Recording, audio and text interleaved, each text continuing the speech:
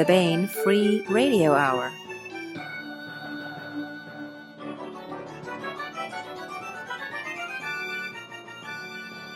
Hello and welcome to the Bane Free Radio Hour. Today we bring you Sean Hazlett interviewing John Ringo and Lydia Sherrer on their latest book, Behind the Veil, the third book in the Transdimensional Hunter series. After that, we jump into part 21 of the serialization of Mark Van Name's John and Lobo novel, One Jump Ahead. Welcome. I'm here with the Bane Free Radio Hour podcast. I'm here with John Ringo and Lydia Sherrer, and we're going to discuss, what are we going to discuss? But Behind the Veil. So welcome both. Hello. Hello. Good to be here. Can't wait to chat it up. Okay. All right. Let's go all the way back, because this is the third in a series of 3 books thus far, right? So if either of you can kind of talk about, without giving away too many spoilers, what kind of transpired over the last 2 books at a high level to get us to where we are today. John, it's up to you. Do you want to talk or do you want me to? You start. All right. So we're just looking at a kind of an overall synopsis to kind of catch people up, Sean. Is that what we're talking about? Okay. Well, Lynn Raven is a closeted gaming prodigy. Most people just think she's a normal teenager, a high schooler, couch potato who likes to game. But in actuality, she is incredibly talented and is a mercenary, plays for money on a game called Warmonger, where her avatar, her name, her nom de plume, not nom de plume, but nom de guerre. There we go. Her nom de guerre is Larry Coughlin, and old special ops guy that everybody's terrified of because he's really good at what he does and he always wins the game and all that good stuff. So she, at the beginning of the first book, is more or less stays inside all the time, has social anxiety, all that good stuff. And she is personally invited by the CEO of basically the biggest gaming company in the world to be a beta tester for this brand new augmented reality game called Transdimensional Hunter.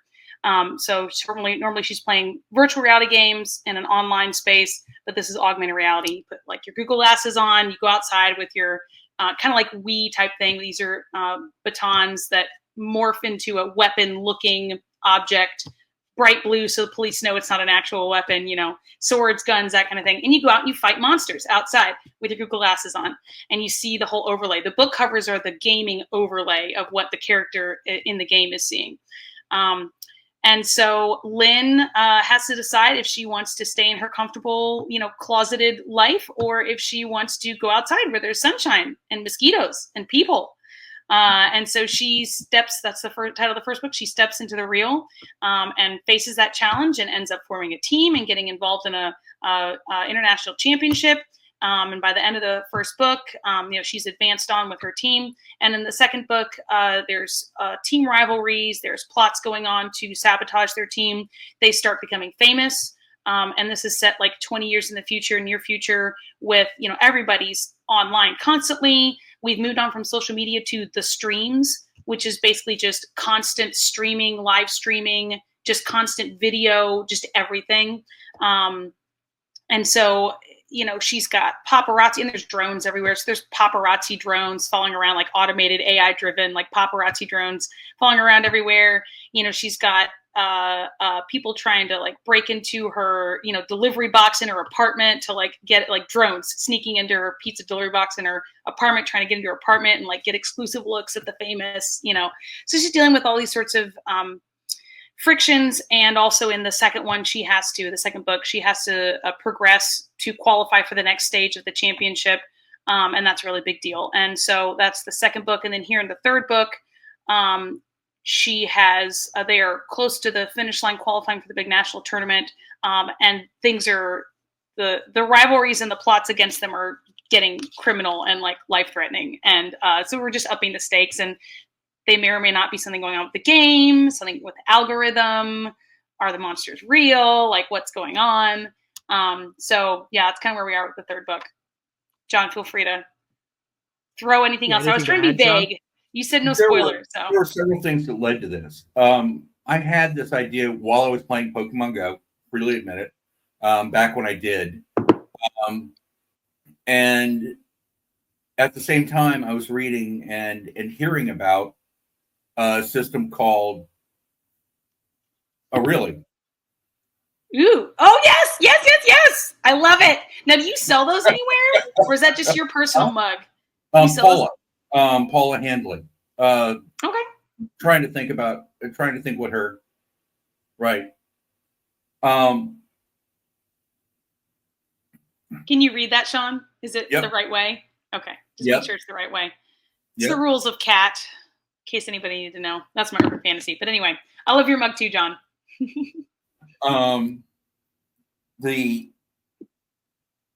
Around the same time, I was reading an article about skinning, and what skinning is that in the future, like you see the Google Glass, and then you see that Apple thing that was like you're walking through a VR world.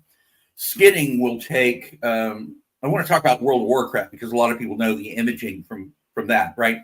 So you walk into a restaurant and what you're seeing is World of Warcraft bar, where people are orcs, people are elves, people are and the whole thing is like that. And it's just normal restaurant, normal bar, but suddenly you're seeing it in a World of Warcraft way. And so I took the Pokemon Go concept, I took the skinning concept, and I went, wow, that would be a really cool game, which would be in the future.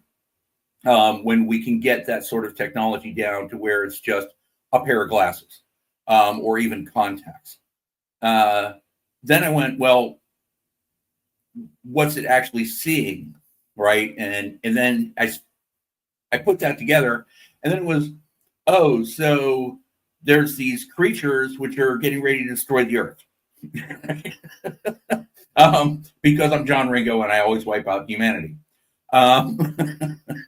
But so then, how does that work?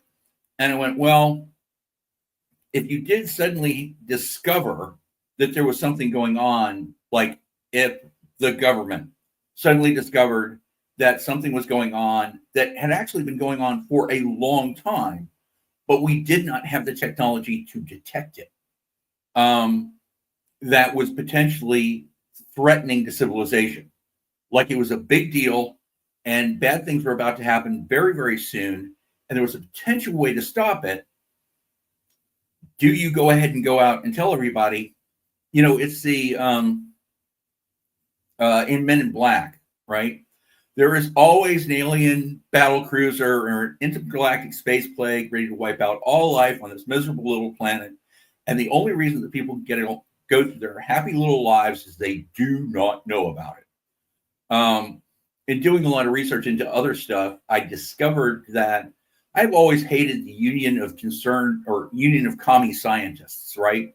Because they've got this doomsday clock. And every time that a Republican does something like, I don't want to get into politics for this one, like the big, beautiful bill, right? The doomsday clock, goes to 1 second, right? I've since discovered that while that's stupid, there is actually a reason for the doomsday clock because there is always an intergalactic space plague ready to wipe out all life on this miserable little planet. And I have friends now who are fairly high up in intelligence in the IC. And they're actually very apolitical, by the way. I was talking to one of them, and I was talking to him about some of the stuff that happened all the way back under Obama. And he was in the IC. And he's like, he did what? And I go, yeah. He goes, but that's the guy that wrote like the whole doctrine on non-politicization of the intelligence community. I said, yeah, but he did this. He goes, oh. But those guys are constantly looking at threats that are, very, very bad to the point where they are all popping tranquilizers constantly. The IC lives on Xanax because there's very, very real stuff that can just go bad at any time. So I took all those ideas and kind of threw them together. And then I sat down and I wrote what you could almost describe as a novelette or a novella. But it involved a teenage female character, and I knew that I could not write teenage female very well. I tried before, and I don't do it very well. So it really needed a female writer. And Jody Lynn Nye was like, "Oh, I could do it." And I don't have a problem with Jody. Jody's a great writer, but I was really looking for something outside that writing style. That's the best way to do it. And she also, by the way, knows a lot about gaming. She's been around the gaming industry for a very long time. But I ran into Lydia at LibertyCon. Didn't know her very well. She didn't know me very well. And so I didn't know you personally very well, John, but I have been reading your books for a while. And I was rather excited to meet you. Because I was very uncomfortable about, hey, would you think about writing with me? I'd originally tried to get, as you mentioned at LibertyCon this year, I'd originally tried to get my daughters to write it. And they're not really the writer type. So I talked to Lydia about doing it, and Lydia was kind of excited about it. And I went, well, let's give it a shot. So she took what I had written and the stuff that I had, and then she really took off with it. A lot of the world was built by Lydia, because I didn't really build the world very well. A lot of the stuff about the drone buses and things like that, that's all Lydia. So funnily enough, that's awesome. Pete, I don't know if we've ever talked about this, but we considered potentially self-publishing the series before Tony showed interest in it back in 2018 or 2019. Right. I think John started talking to me in 2017, at LibertyCon 2017. 2018, we kind of reconvened because he had said, "Oh, Tony's not interested in it right now." 2018, we're like, "Oh, do we want to self-publish?" Because I had quite a bit of experience in the self-publishing. And so we were kind of thinking about it. And then 2019, we kind of talked about it again. I think at that point, John sat down with Tony again and brought it up, and Tony was ready to go for it. And so we got a 3-book deal in the fall of 2019, and then added the 4th book later because, it's Bane. So it can't be can't be an actual trilogy. That's basically against the rules at this point. So, well, can I actually, touch on go that? For it. Go for it. On a completely different thing. It's actually the Wheel of Time was intended to be a trilogy. It was. And the thing about it was, the Wheel of Time was intended. I will not tell the whole story because I was told by somebody with, how do they do it? An anonymous source with direct knowledge to blah, blah, blah, right? Okay. Very direct knowledge. But it was intended to be a trilogy. And then they put out, when the second book, the first book didn't do all that well. When they put out the second book, it was back in the, oh man, I'm getting so old and you forget things when you're old. It's one of the problems with writing. Walden Books. Back when Walden Books was big. And they put half of the first book in paperback form that was just free for the taking at the front of Walden Books. You could just take the book, but it was only half of the first book. And so the third book, the second book sold really well. It was New York Times bestseller. And so it was, well, what can you do with the third book? How far can you stretch it? That was it. It was, how far can you stretch the third book? How far can you stretch it? That's a dangerous question. We will keep selling it. We will keep stretching it until it stops selling. Is what it came down to. So that, the third book was, right. Make it accordion, right? This part, Lydia turned in the third book, and no, it was the second. So the second book, I turned it in, and you said this is 2 books. Remember? So Through the Storm. Remember, I had a climax right. 2/3 of the way through. Yes, the second book, the climax was 2/3 of the way through, and I went, "We're not J.R. Tolkien." Right? We can't, do the reaming of the Shire on the end. And so I said, can you add, it was like 20,000 words to the 2/3, and that gives us a book, and we'll just turn that next one into the third book. But that left us without the climactic ending that had been planned from the beginning. So then there had to be a fourth book for that. Yep. But it worked out. Like, people are excited. I mean, people want Lydia more. is working right now. John has been curled up in a ball in the corner.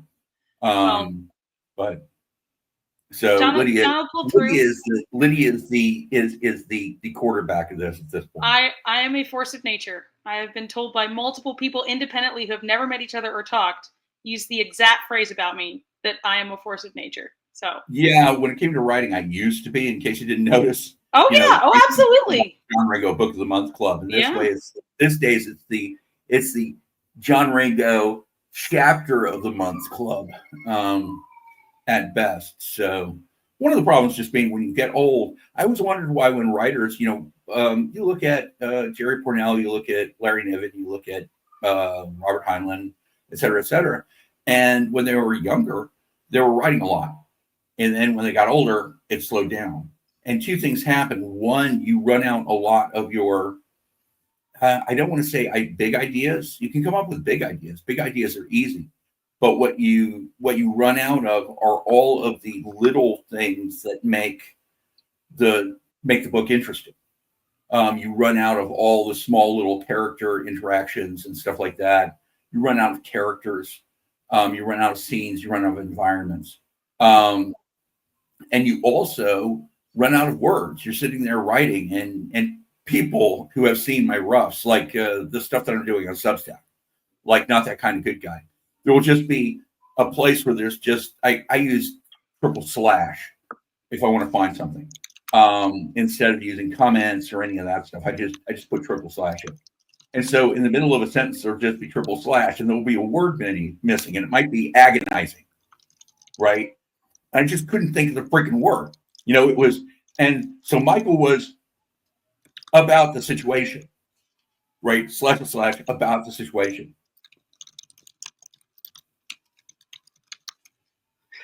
Sorry, keep talking, John. I didn't mean to interrupt. My 2-year-old has been crying for 40 minutes straight, so I'm going to duck out and calm him down and put him back to bed. You keep talking, John. I know you can take this whole interview all on your own. I'll be right back. You're able to. Yeah, go for it. So that's one of the issues about just getting older as a writer. It gets harder and harder. And it's when, people rag on George R.R. Martin. Okay, you do it. Larry Correia is like, hey, look, it's totally possible to finish a series. Congratulations.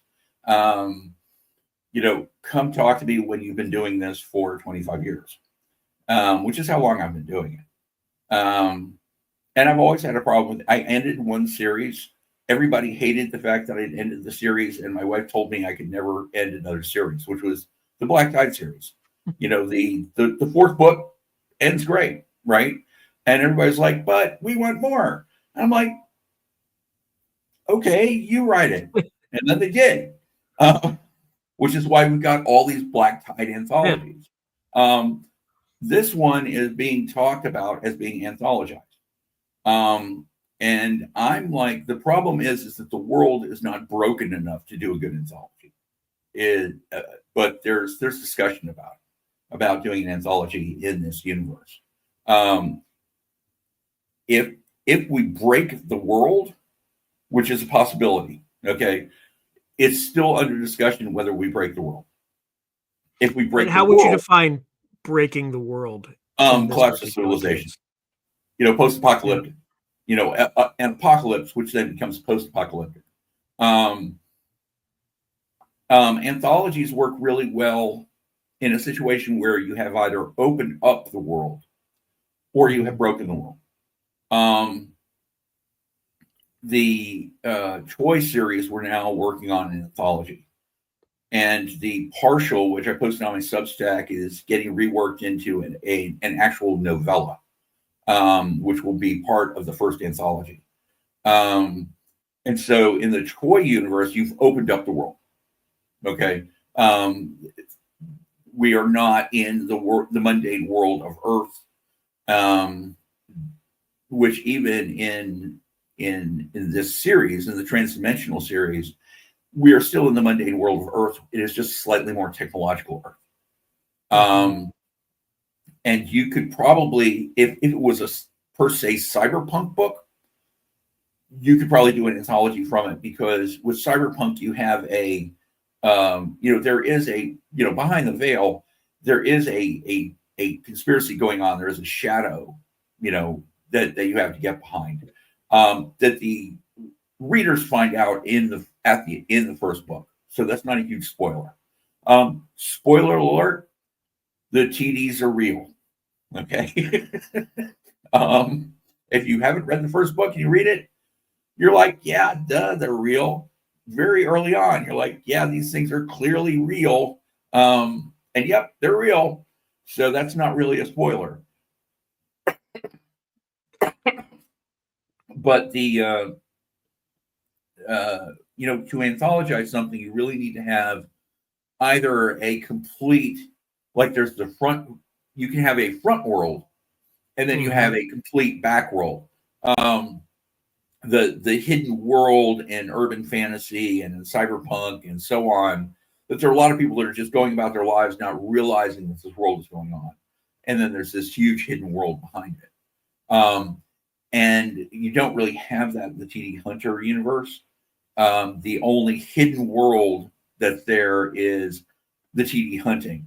And so there's a possibility you can make that really interesting, but it's such a controlled environment that I'm not sure that you can really anthologize that. Troy, on the other hand, opens up the world. Postline destroys the world. Black Tide destroys the world. So one of the discussions that I've had is the only way you can do TD Hunter and have it be really easily anthologizable, if that's the word, is if we destroy the world, but then we're going to have a whole book of what the world is like now. And that's not really where we're going on the universe. But with Black Tide, it was like, I said, hey, if you want more stories, you write them. There was a tidal wave of stories. And so that's anthologized at this point.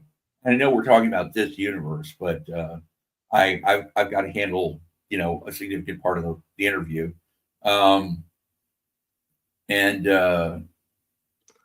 Like people want, yes. If you had to break the world in this particular universe, what are your, I don't know, 2, 3, 5 options for how you might break it? Well, the TDs affect electronics. You want to break the modern world, break all the electronics at once. That breaks the modern world. I mean, that's stuff just hit the fan. You've got to head for the hills. You've got to have some place to go to find food, because everything these days depends on information transfer. And you would run out of food very quickly because you wouldn't be able to transfer anything, because generators on trucks would go out if it was like an EMP, right? And you'd have mass starvation very quickly. The Black Tide universe was originally intended to be a Carrington event universe. And most people know what the Carrington event, most people that watch this know what the Carrington event is. But for those who don't, I know. There telegraph lines caught on fire, all sorts of things, right? There was a massive solar flare in 1859. I think it's 59. I always forget the exact year. But that massive solar flare caused, back then, the only thing you had was telegraph. Auroras were so bright in Colorado that miners got up and started their day because they thought that it was dawn. You could very, very clearly read a book in the middle of the night all the way down to Mexico, just from the intensity of the aurora. The telegraph lines, they had to disconnect the batteries because there was so much power flowing over the telegraph lines. The Transcontinental Railroad welded itself. There was so much electricity flowing through it, it welded in places. So what that did, and it was very, very specialized, and it's fairly rare, but it's not extremely rare, is the solar flare hit the Earth, the massive solar flare hit the Earth at a particular angle. And what it did was it broke the electromagnetic. Yeah, it got through the Earth's magnetic field because the polarity was different. It didn't just, well, there's a lot of protons in an injection. So that's why it's the opposite. So it's when the protons hit that you get the you get an aurora, right? Electrons will get here faster, but when the protons hit is when you get the aurora. It's sort of the hand wavium. That's the simple answer to the whole thing. But the deal with the Carrington event isn't just that it's a supermassive flare. It has to hit the magnetic field rotates around the Earth in a particular direction. And so what it has to do is it has to hit the Earth at an angle and hit in such a way as it's going counter to the rotation, which then breaks the rotation. And what you get is areas of high electromagnetics and areas of low electromagnetics, and electrical flow through it. Bottom line on all of that, and the only reason I got into the technical side is because this is a Bain radio hour, and there are people who actually are interested in that shit. And they'll check you on it, John, if you're wrong. They will check you. They will let you know. Well, yeah, and my knowledge goes back to like 2015 because, well, no, earlier than that, because I was studying it back way before the Black Tide universe. So that's like 25-year-old data and memory. Or not 25, 20-year-old, 20, yeah, whatever. But what happens then is that every electrical system, every long-distance electrical system in the world becomes a conduit for ground induction electricity.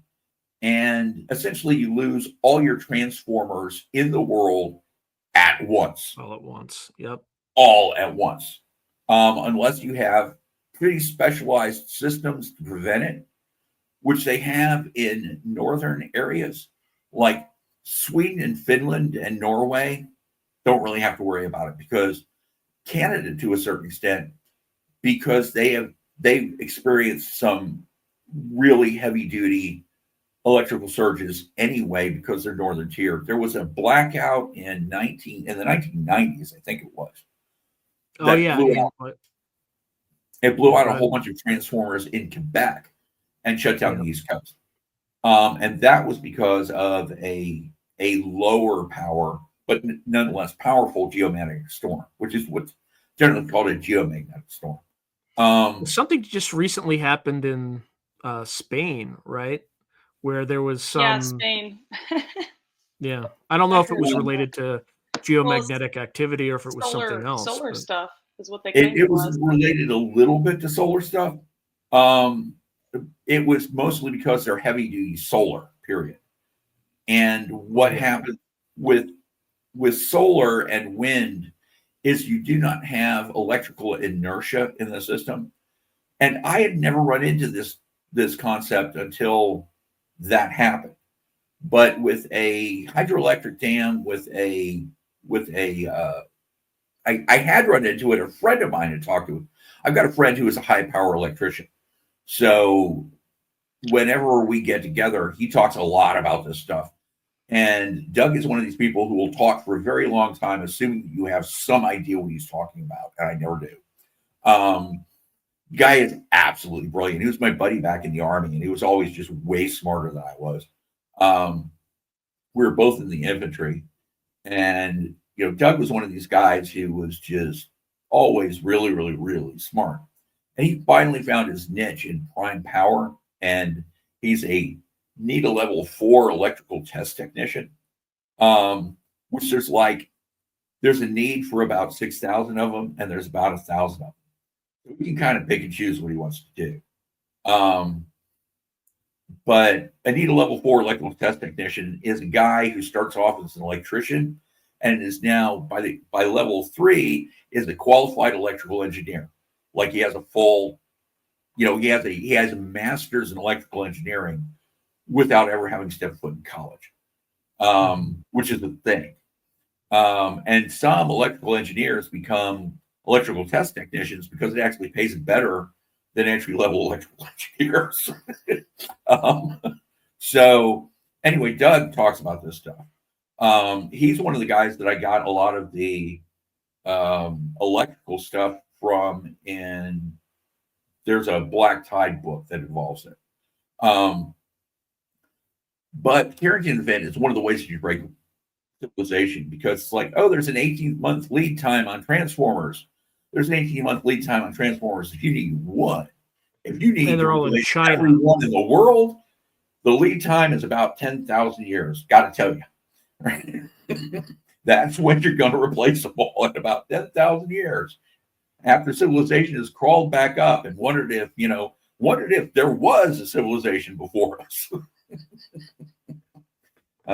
So Lydia, we were talking about anthologies for the world and Behind the Veil, and what would need to be done in order to kind of help generate more stories. I kind of need to run real quick too. So if Lydia if you could handle it for just a second, okay? I will be back. Yeah, absolutely. We'll do the handoff. Yeah. Well, there's people still shooting off fireworks right now from 4th of July. And just, the kid picks the one night to be like, nope, only mommy will do. And that's fine. He's 2, I feel like he's entitled to that every now and then. But no, all mommy had to do was lay him down and sing him a little song, and he was fine. So anthologies. Couple of things. Oh, so John's contention was you'd have to break the world in order to have kind of more area to explore, and so that's how we got into like an EM pulse coronal mass ejection scenario. It only breaks the world if you're a scientist and you actually expect a scientific, logical explanation for how it works. As long as people are content with space opera, and I don't use that in like a Honor Harrington type way, but just in this is not hard this is not hard sci-fi. This is hand wavy sci-fi, and it just needs to be like plausible on the surface. And I think John worked with Gary on a like the basic world parameters of Black Tide Rising when they opened it up for the anthologies. Now I'm not sure if the first one I did was We Shall Rise, which I think was the third anthology, I think. And we've done a 4th, United We Stand, and there's talks of doing a 5th, but it hasn't been organized yet. But anyway, I remember Gary getting John to, approve like all right, here are the absolute must-haves, like this, and this. Anything else you can like make up as you go. And so that's kind of been my plan from the start. I have my own list in my World Bible that my reference, whatever you want to call it, reference encyclopedia of, okay, well, we know this. The rest is relatively flexible. And so, we'll have that available for people who want to write anthologies. And I am in the 4th book expanding the world and bringing in other plot threads that are parallel to and interwoven with the main like alien, spoilers, the main like plot thread. By the way, John already. Yeah, John. Okay, I mean, it's the kind of thing where it's like I've come across some readers who within the first chapter you're like, oh, alien invasion, and other readers like, I was so surprised by the twist at the end, and I'm thinking like, really? You didn't figure out that? But readers are different. Like there's a huge range of how people enjoy books. Like I know people who specifically try not to guess plot twists because they want to be surprised at the end. And other people who they cannot not guess. Like my husband is one of those people. You watch a movie with my husband, by 15, 20 minutes in, he's like, this and this are going to happen by the end. And he's usually pretty spot on. Whereas Hollywood's very predictable. Yeah. I'm like, be quiet. I just want to enjoy it. Miriam is the same way. And like, okay, spoiler for a particular movie with a big plot twist to it that's like, 20 years old. She's like, she goes, I didn't like The Sixth Sense. I said, why? Because it was obvious he was a ghost, right? where was the plot twist? I mean, the kid's saying, "I see dead people," and they don't know they're dead. So she's like, "Where's the plot twist?" On the other hand, when I've seen a movie, she will be like, "What's the ending?" I'm like, "I'm not going to tell you the ending. Tell me the ending." Okay, here's the ending. There's no plot twist. She also, okay, so instead of talking about books, we're talking about spouses here. Oh boy. Okay. I'll wrangle it back to the anthology once you tell us about Miriam. Miriam did not used to get military stuff at all. Okay.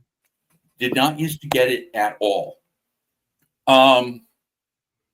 But for some reason, we were watching Escape from New York. It was like on Tubi or something. And somehow come up because good old Snake Plissken, right? Snake Plissken. And she looks at him doing something, and he's running around in New York, and he's got a Mac 10, and he fires all these bullets, like open up a hole in a wall and kicks through it. And she goes, "Where's his ammo?" And I go, "What?" He goes, "He's not carrying enough ammunition for this mission. He needs a lot more ammunition than what he's carrying. Where's his ammo?" And I'm like, "You didn't used to be like that." She used to hate everything about, she didn't hate the military, but being around Bane fans and all the discussion of politics and military and all of this stuff. And then over the years, it's become, oh my God, South Sudan is such a freaking hellhole. Where did this come from? Yeah. Well, so I've definitely got a list. Oh, go ahead, John. She hated Civil War. Oh. She hated Civil War. Oh, it was terrible. Yeah, it was terrible. Well, no, like it was completely implausible. Any of the reasons that you don't like it. Forget your reasons. Her reason was this. The argument is stupid. If you're a superhero and the government wants you to do something, or you're not allowed to be a superhero, just retire. Tell them, if you're going to tell me how to do it, I'm not going to do it. They'll be like, fine. Until they really need you. And then they'll come to you and say, we need to do this. Are you in charge or am I in charge? Okay, you can be in charge. Fine, I'll go do it. And you just do that every time they say, we're taking control. No, you're not. Because I'm not going to do it if you tell me how. Right? I mean, that might work for some of the personalities on that team, but I could see others that it wouldn't work so well as. But so anthologies, I think it's, I'm excited about the prospect of it because I'm writing this and seeing, oh, that's a cool plot thread. I could write about that character. Like, I wonder what their backstory is, or that's a cool plot. I really wish I could write a couple of chapters about that, but I can't, it's small scene, moving on. So, I mean, I can see places where I would really enjoy expanding the world and seeing these different characters, and opportunities for spin-off book series or like parallel book series, kind of like what Mike Massa did with the duology. It was just a duology, right, John? In Black Tide Rising, Mac Massa. Was that Tom? Was that guy's name? Yeah, Tom Smith. Yeah, Tom Smith. The duology that Mike Massa wrote about Tom Smith, that was kind of parallel to what was happening at the time. And so I've actually already talking to Tony about, hey, do you know any authors who might be interested in writing in this world? If you think of anybody, like, give me their names and I'll chat with John about it or whatever. I mean, John, correct me if I'm wrong, but John has pretty much said, you can herd the cats, like, you organize the anthologies, you do whatever. I created the basic concept and I created the basic characters. Like the core characters of the book, of the first book, were what I did. Okay. You've done everything else in the universe. You understand it way better than I do. It's not just my usual, curling up in a ball in the corner, or I don't have any ideas left. It's that you understand the universe much better than I do. You understand the characters much better than I do at this point. I mean, much, much better. To be fair, John, I did ask slash cajole slash demand at certain points that you write more for the books, because I wanted you to write. I would have been happy with another, 50,000 words, from John. But it was not in the cards at the time for the second book. No, but if it was in the cards, there would be a Troy 4. Yeah, exactly. I mean, it's as simple as that. It's not even like, I don't want to write. I've always said, oh no, I get that. If it was in the cards, there'd be a Troy 4. Yep. Or there'd be another, I'm working on Keldara Black Tide, and I'm doing that on the Substack, and Tony has agreed to publish it. Nice. Tony usually says no crossovers, and I don't know if it's canon for Black Tide. I don't know if it's canon for, but the Keldara in the Black Tide universe are an obvious, like, what do the Keldara do in the Black Tide universe? Well, they just kill them all and let God sort them out. I mean, human problem, we'll just kill that. Infected problem, we'll just kill that too. Whatever. That's what we do. We kill stuff. And people want to read it. I'm sure that's why Tony's willing to publish it, because she publishes fun books that people want to read. Yeah. And, when I wrote a certain book that I will not name, the first book of the Keldara series, I was planning on publishing it under a pseudonym with a different publisher, or, that was back before self-pub was a thing at all. But, you could find publishers who would publish that kind of thing. And Jim Bain said, Johnny, I deserve at least to read. And he read it, and he came back and he said, I have a check already written out and signed for this book. And I said, Jim, it's not Bain Brand. He said, Bain Brand is what Jim like. Jim like. But the thing about Bain is, if it's a good story, they'll publish it. And it was that book was crazy. But it led to that book was crazy. Yeah, it's like the crazy prologue that doesn't make any sense to I will tell you, John, if I had read that book before you asked me to write a book series with you, I might not have written a book series with you. Oh, did you actually read that after we met? Oh yeah. Oh, okay. Yeah. Yeah. But the series is good. Oh yeah. Oh, for sure. Yeah, that first one is out there. Yeah. Was that wasn't your first novel? That wasn't your first, because the A Hymn Before Battle was your first with Bain, right? Yeah, Hymn Before Battle was my first. Yeah. Ghost was after I'd been writing for quite a while. Yeah. For Bain, I'd been writing. Ghost actually popped into my head in 2004, and I got Hymn Before Battle accepted in 1998. It didn't publish until 2000. It was 2 years from acceptance to publication. Yeah. But anyway, that's there was a point to all the Black Tide universe. Bain is like, if people are going to enjoy reading it, we'll publish it. Mm-hmm. And that's the bottom line. It's not even if it's going to. It has to be a New York Times bestseller. If people are going to enjoy reading it, we'll publish it. If it's going to make money and people enjoy it, we'll publish it. And the Black Tide universe is, the Keldara in the Black Tide universe. Keldara is one of my most popular universes, and Black Tide is one of my most popular universes. So it's like Reese's peanut butter cup, right? Agreed. Put the chocolate and the peanut butter together. Agreed. I don't subscribe to your Substack, John, specifically because you distract me from writing the books we're supposed to be writing together. So I don't read your Substack. I would just wait till it comes out published through Bain. So I didn't read like the Not That Kind of Good Guy or Welcome to the Jungle when it was on Substack.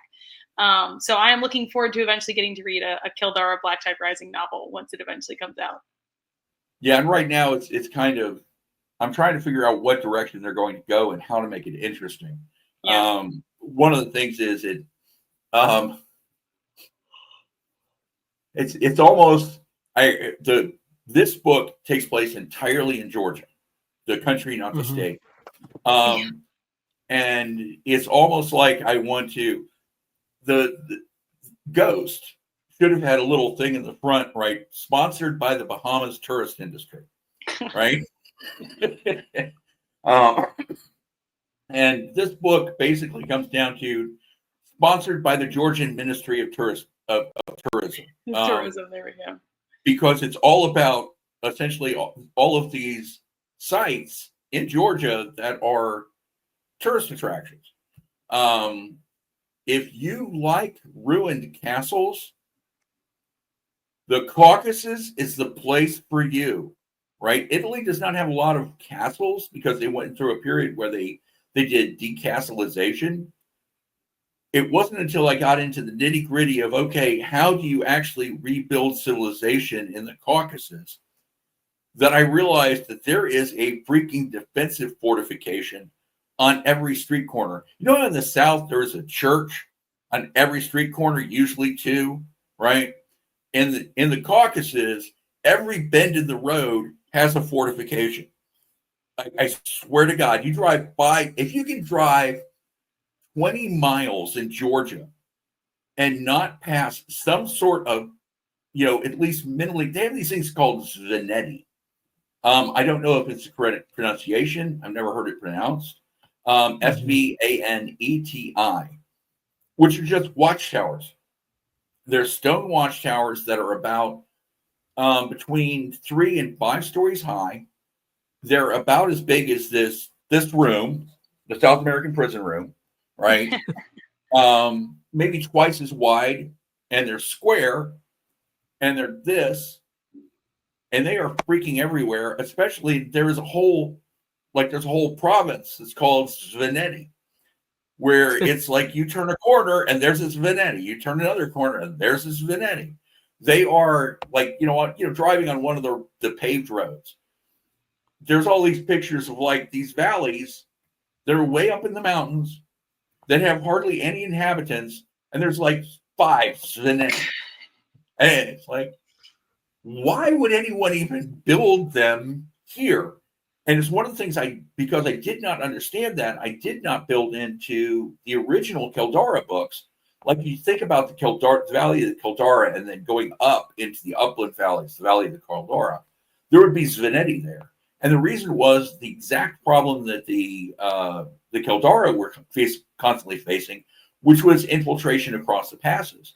That upland valley, there is a pass up there, and the Svaneti were to keep people from coming in, to spot people who are coming through that pass. These things are everywhere. And then there are the Orthodox churches. This place has been fought over for forever, and a lot of the fighting has been with people different religions. So church in the South, in a small town in the South, it's this wooden building with big doors and not in the Caucasus. Yes, that is a defensive fortification, and it's got crosses that are very obviously designed for crossbows, right? So all the windows are crosses, and they are obviously designed to use crossbows on, which means you can use rifles on them, right? So every church is a fortification. And then there's just the castles, or the ruined castles, or I think that might have been a castle once upon a time. Yep, look at these piled up rocks. There used to be a castle here. Or the old castles that have been restored that are tourist attractions, all of which from the Black Tide universe are places where people can go to defend themselves from the infected. So Georgia actually had probably the Caucasus in general, probably had a higher survival rate than, for example, the United States, where these things can just bust into your house and eat you. You can just go to local church. You got to bring some food. Well, we're used to stocking up for the winter. We'll just bring a whole bunch of food to stock up for the winter. So it's a very different situation that they're dealing with, and there have to be hostile people, but so far they have not run into specific people hostility. And that's the next thing that I've got to build in. And that's one of the things that I have not really. I had a people hostile situation, and I decided to make it a people non-hostile situation. Are you starting the timeline of this when it first breaks out? Yes. And writing from there? Okay. It overlaps with the beginning of Black Tide to the point where there is interaction with the bank. Yeah. Because there's a reference in, I think you talked about one of the spin-off books about Tom Smith.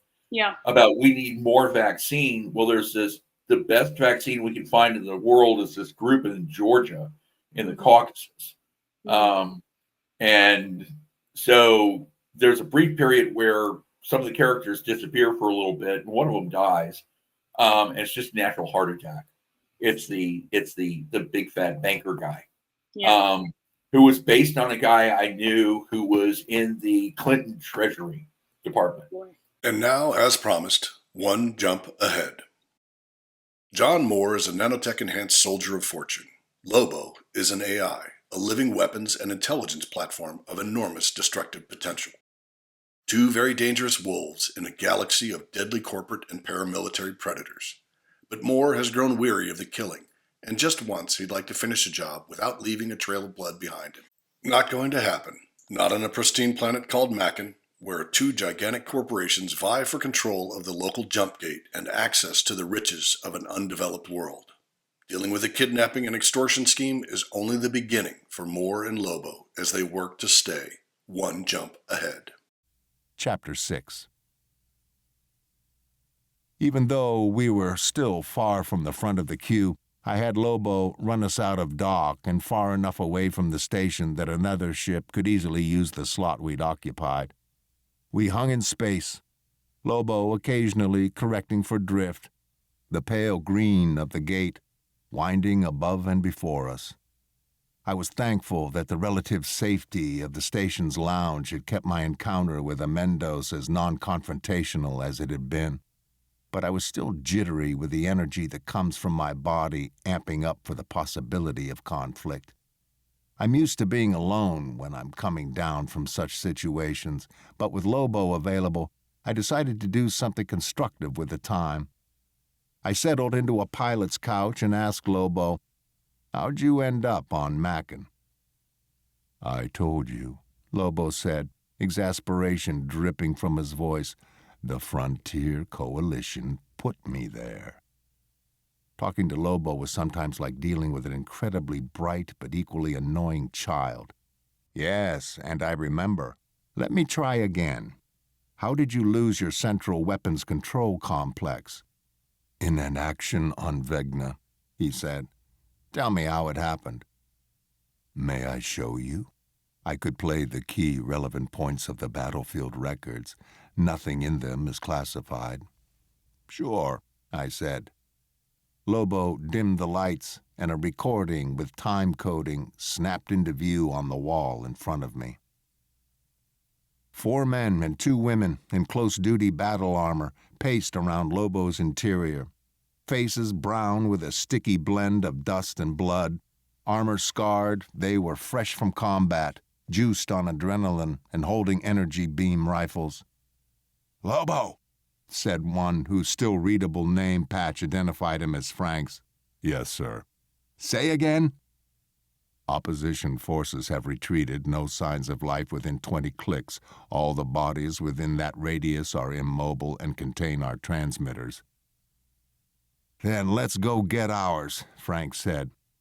"Lieutenant Franks," Lobo said, "protocol dictates we do a complete scan and individually check each body before bringing it aboard, as I'm sure you are aware. The Vegna opposition forces have a history." "Shut it," Frank said.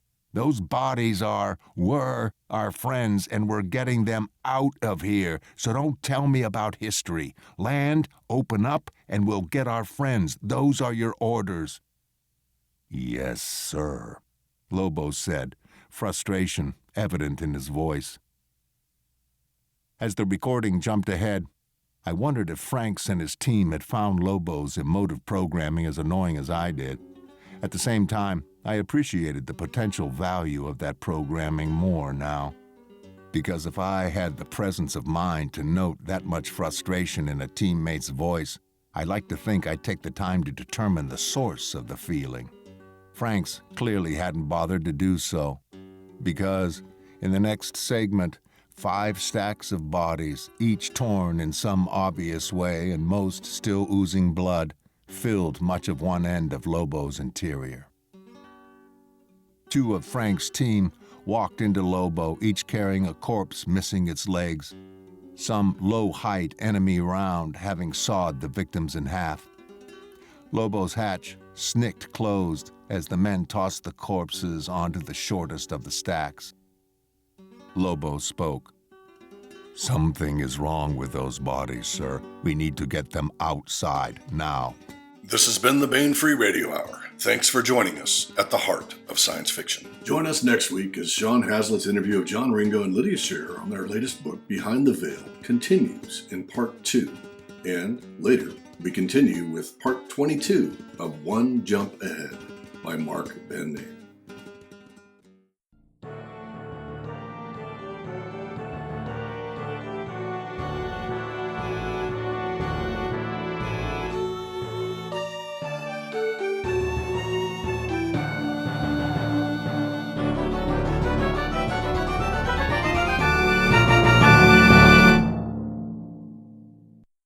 Score by Ruth Judkowitz.